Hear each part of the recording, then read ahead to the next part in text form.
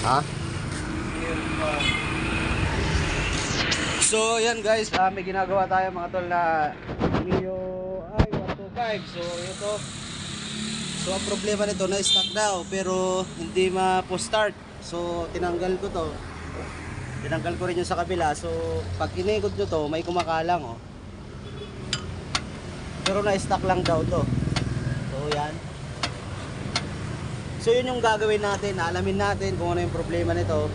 Bakit kumakalso. Ayan oh. Yan. So tatanggalin ko muna to. Mamaya ako ipapakita sa inyo kung tanggal na. So ayan, abangan nyo hanggang dulo kung bakit ayaw umikot ng tuloy-tuloy yung crankshaft. So pero ang sabi na-stuck lang daw tong motor na to. Pero wala akong masyadong ideya. Basta yun lang sinabi sa akin, na-stuck yung motor na to.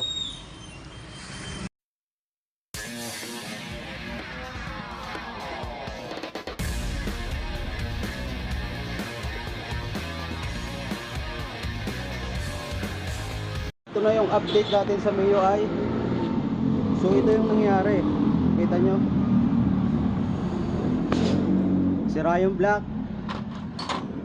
stuck up, connecting rod, valvula tinamaan. So ito yung papalitan natin dito sa MIUI 125 na sinabi sa atin na na-stuck lang.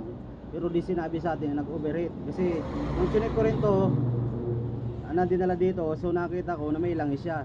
So siguro nilagyan na lang to ng langis, trinay nilang paandarin kung aandar. So ito na yung nangyari dito sa MIUI na to. Makikita nyo yung piston, wala nang kagalaw-galaw oh. So grabe inaabot ito. Yan sa mga nagmumotor, lalo na sa MIUI, alam nyo naman pag medyo malaki-laki na yung milyahe, so lagi nyo i-check yung langis bago kayo babiyahe. So yun lang yung masasabi ko dito. So ayan, abangan nyo yung update natin ito pagkatapos natin gawin. So pero sa ngayon dito muna tayo. So kailangan muna natin ng parts para maano to, mabili. So ang kailangan natin palitan dito, connecting rod,